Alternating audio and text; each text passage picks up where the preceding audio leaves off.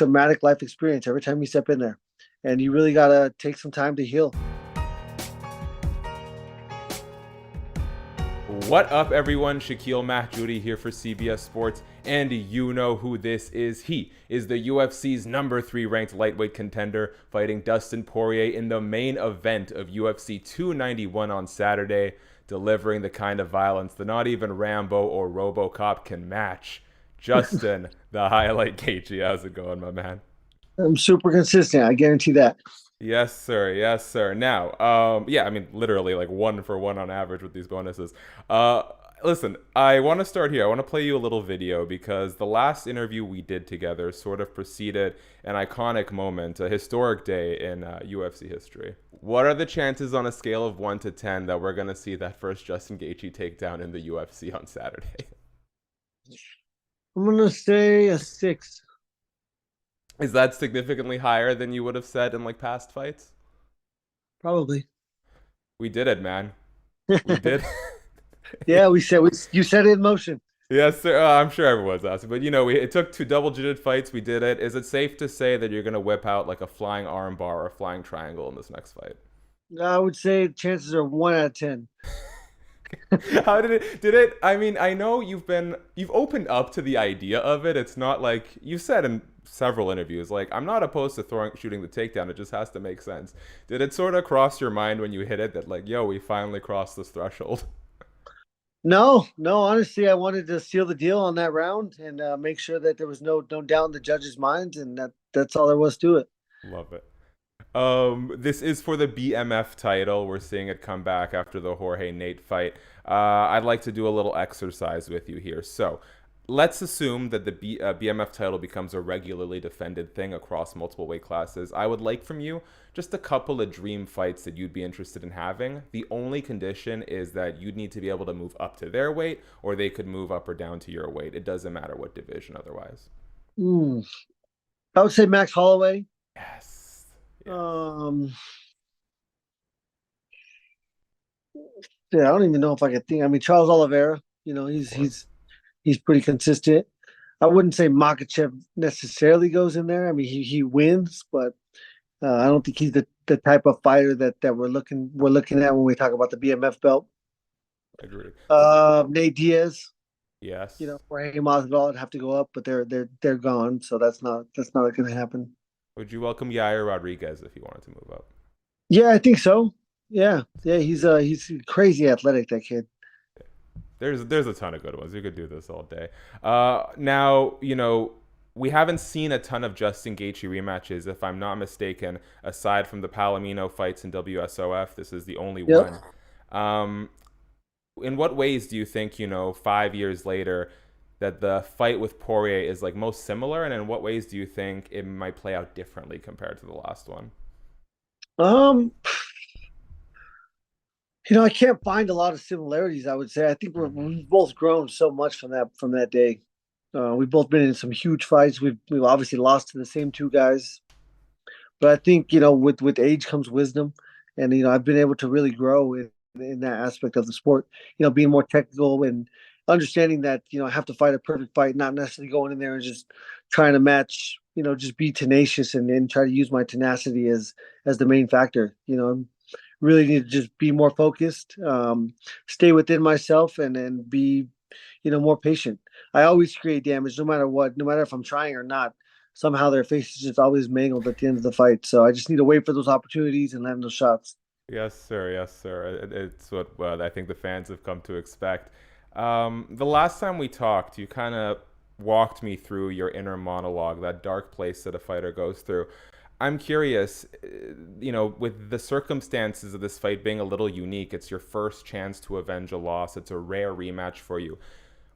When you look inwards, is the dialogue any different with yourself than usual, or is it the same exact sort of mentality you've gone into past fights with?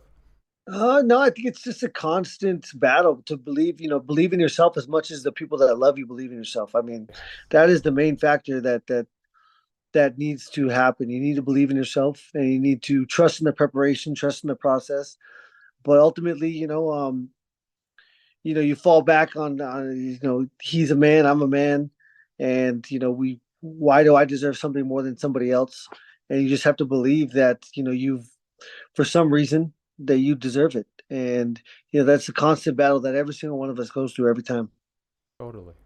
Um, you've had two previous UFC lightweight title fights. So I think we're just on the cusp of another one. I'm a very firm believer, and you learn a lot more through your defeats than through your victories. When you look at your fights with Oliveira and Khabib, is there something, whether it be tactical or technique on your end, that you sort of highlighted as something that needed fixing as you approach this third shot at a world title? Yeah, I think the Oliveira one is much easier to find that answer. I think just being at home. I don't know, for some reason I just got caught up in the moment. My emotions really overtook me, and that's obviously another battle that we face every single time we step in there, is trying to not make it bigger than what it is.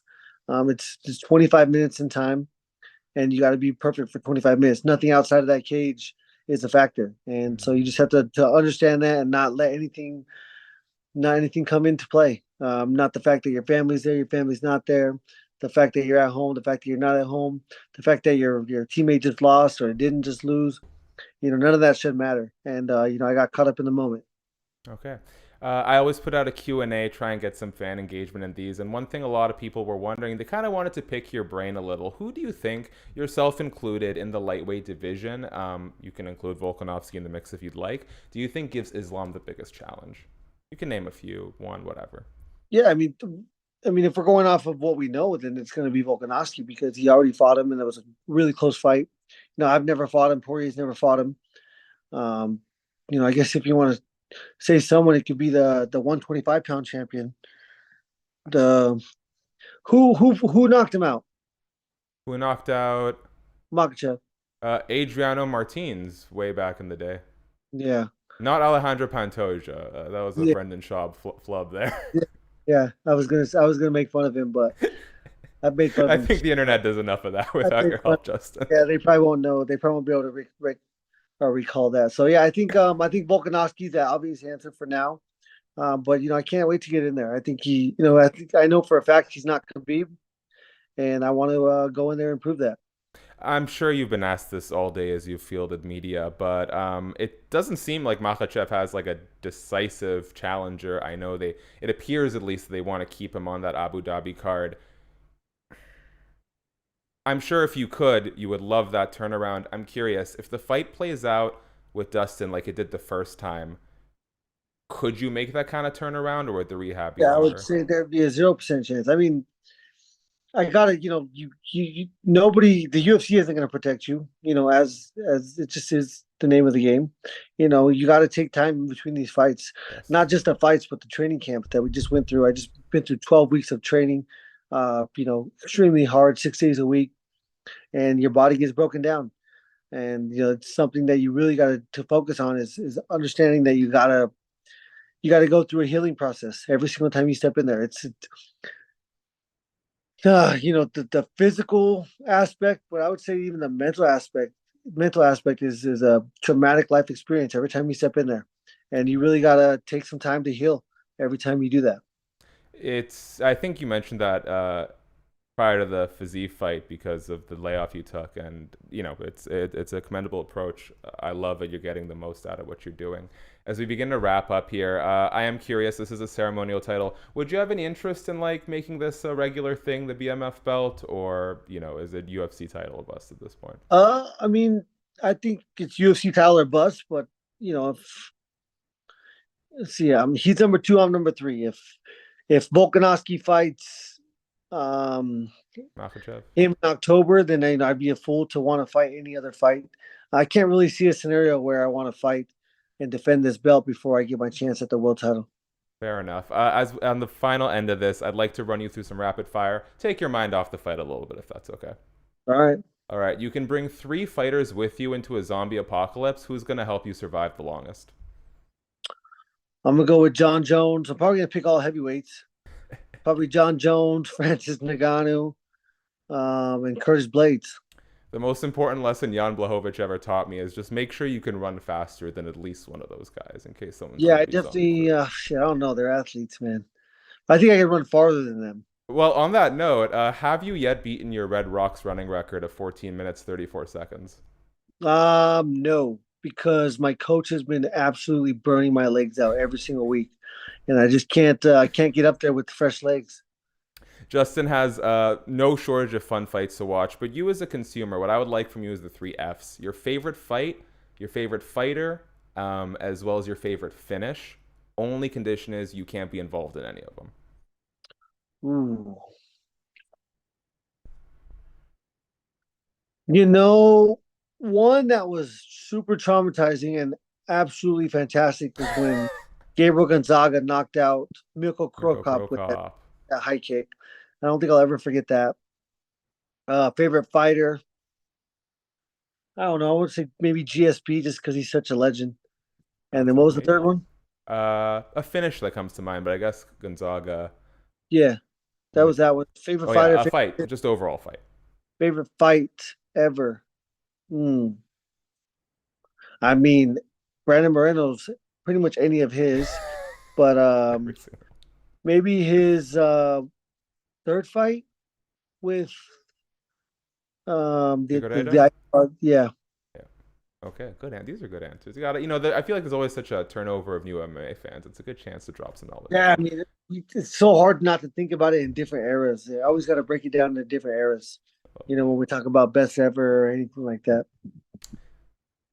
If only we could all agree on one set of criteria, it would make the conversation. It'd probably make the conversation less fun. But Justin, Yeah. you've been so gracious with your time. I want to leave you with the last word. I'll do my part very quickly, guys. Thanks so much for checking out the video. If you're still here, please subscribe, tap the bell, thumbs up. Give me your favorite fighter, finish of all time, as well as your official prediction for Poirier versus Gaethje 2, the BMF title at stake at UFC 291 on Saturday. Justin, if there's anything you want to let the people know, the floor is yours, my man.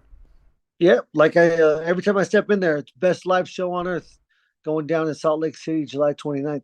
Don't miss it.